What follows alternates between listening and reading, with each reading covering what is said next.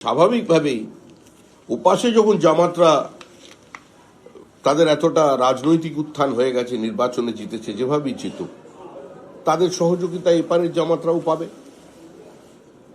এটা তো এবার পশ্চিমবঙ্গ বা কলকাতাবাসী সারা পশ্চিমবঙ্গের মানুষ চিন্তা করে দেখবেন যে আবার পশ্চিমবঙ্গে বাবরি মসজিদের ভিত তৈরি হচ্ছে। মানে ওপারে জামাতরা আছে, এপারে হুমায়ুনরা আছে। এবার যারা এখানকার সংখ্যালঘু মানুষজনও আছেন তাদের চিন্তা করতে হবে। আপনারা তো বিজেপিকে 1% ভোট দেননি, তাহলে এবার একটু ভেবে দেখবেন কি পেলেন এবং কি পেতে চলেছেন। বাংলাদেশে যত লোক মারা গেছে তারা সবাই হিন্দু নয়, সবচেয়ে বেশি খুন হয়েছে বাংলাদেশের মুসলমানরা। শিক্ষিত মানুষজন সেখানে আক্রান্ত হয়েছেন, শুধু ব্লগার আক্রান্ত হয়নি, অধ্যাপক আক্রান্ত হয়েছে, চিত্রতারকা আক্রান্ত হয়েছে, সঙ্গীতজ্ঞ আক্রান্ত হয়েছে, গীতিকার আক্রান্ত হয়েছে, মুক্ত মনস্ক মানুষ আক্রান্ত হয়েছে, যারা মৌলবাদের বিরুদ্ধে, এই ধর্মান্ধ ফ্যাসিজমের বিরুদ্ধে, ধর্মীয় ফ্যাসিজমের বিরুদ্ধে যারা আওয়াজ তুলেছেন তারা আক্রান্ত হয়েছে। এবার পশ্চিমবঙ্গ সেটা হবে, হচ্ছে সীমান্তবর্তী জেলা, এবার কলকাতায় হবে। পশ্চিমবঙ্গে শেষ পর্যন্ত সরকার নির্দেশ দিয়েছিল কমিশন 7 জনের বিরুদ্ধে ব্যবস্থা নিতে হবে, এফআইআর 7 জনের বিরুদ্ধে। অনেক দেরি করে রেসপন্স করলো, অনেক সবকিছুতেই রেসপন্স করবে। রেসপন্স না করে তো পালাবার পথ নেই, রেসপন্স করতে হবে। এবং যে অফিসাররা আজকে আমাদের সঙ্গে এতটা অসহযোগিতা করলেন, অসহযোগিতা তো অনেক দূরের কথা, কিছু কিছু ভিডিও যে আচরণ করেছেন, যেভাবে আমাদের কর্মীদের ফোন করে বলে দেওয়া হয়েছে সমস্ত কমপ্লেন প্রত্যাহার করতে হবে, এবং যেভাবে আমাদের ওখানে কর্মী যখন গেছেন একটু আগে গিয়ে কাগজ জমা দিতে গেছেন, তাকে অপেক্ষা করিয়ে ফোন করে তৃণমূল কংগ্রেসকে ডেকে এনেছেন। তাদের কিন্তু বাড়ির ঠিকানাও আমাদের জানা, নামও আমাদের জানা, আর কোথায় কোথায় তাদের সম্পত্তি হয়েছে সেটাও আমাদের জানা। কলকাতায় এখানে শুধুমাত্র আমরা নেতাদের লুটের কথা বলেছি, আমরা শুধুমাত্র এখানে সংবাদ মাধ্যমের কারণে অপার সম্পত্তি নিয়ে আলোচনা করেছি, শুধু পার্থ চট্টোপাধ্যায়ের দিকে ওই লুটটার দিকে দেখিয়েছি আমরা।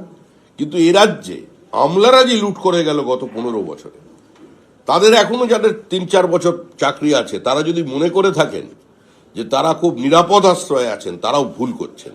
সময় আসছে। কে কে ডুয়ার্সে জমি কিনেছে, কে সেক্টর 5-এ বহুতল বাড়ি বানিয়ে সুইমিং পুল বানিয়েছে, কে সিঙ্গাপুরে ব্যবসা করেছে, কে তামিলনাড়ুতে গিয়ে যৌথভাবে 2 জন আমলা, 2 ডিপার্টমেন্টের, একজন ভারত সরকার, একজন পশ্চিমবঙ্গ সরকার, 2 জন আইএস অফিসার কোন আত্মীয়র নামে ইয়ন ফ্যাক্টরি করেছে, সে নথিও আমাদের কাছে আছে। একটু সময়ের অপেক্ষা করুন, বেশি কথা না বলা ভালো, সবাই দেখতে হবে, এটা কেউ বাদ যাবে না।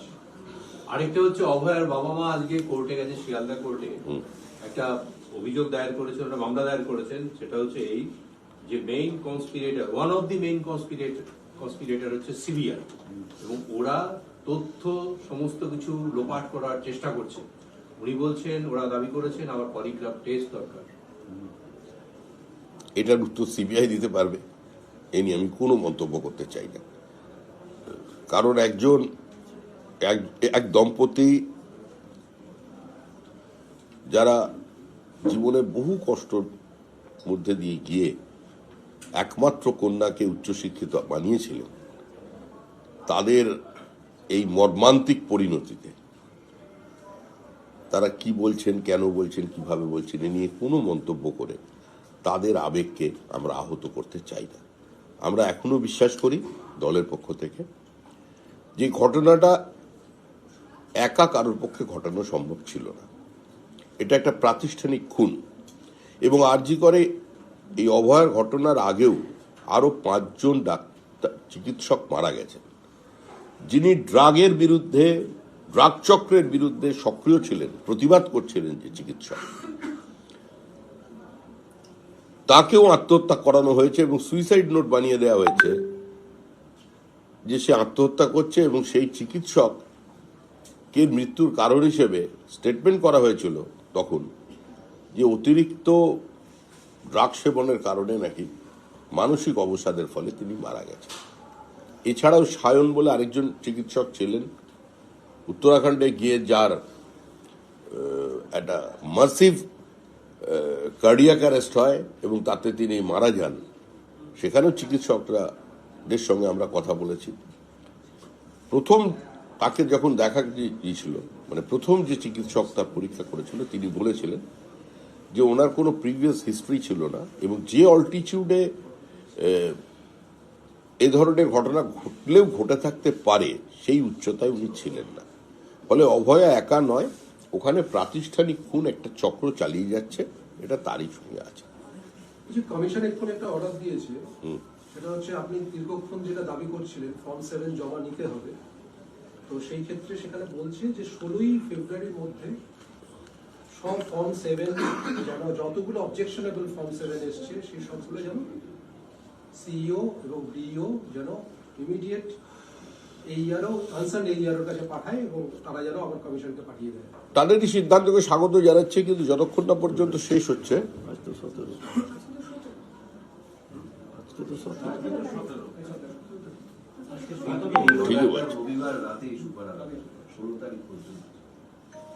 আমরা যদি এ ধরনের কোনো সিদ্ধান্ত ভবিষ্যতের জন্য নেন তাহলে আমরা সেটাকে স্বাগত জানাবো। কিন্তু আমরা আবার বলছি, নো এসআইআর নো ভোট। আমরা যে ফর্ম 7 জমা করতে পারিনি, যে কোনো প্রক্রিয়ায় সেই ফর্ম 7কে জমা করাতে হবে এবং তার শুনানি করাতে হবে। কিভাবে করাবেন এটা নির্বাচন কমিশনের দায়িত্ব। নির্বাচন কমিশনের দায়িত্ব হলো মানুষকে একটা ত্রুটিমুক্ত ভোটার তালিকা উপহার দেওয়া, এবং তারা সেটা দিতে পারবেন কি পারবেন না তাদের বিষয়। আমাদের অবস্থান স্পষ্ট। স্যার, 21-এর বিধানসভাতে Lakshmir Bhandar played a very important role.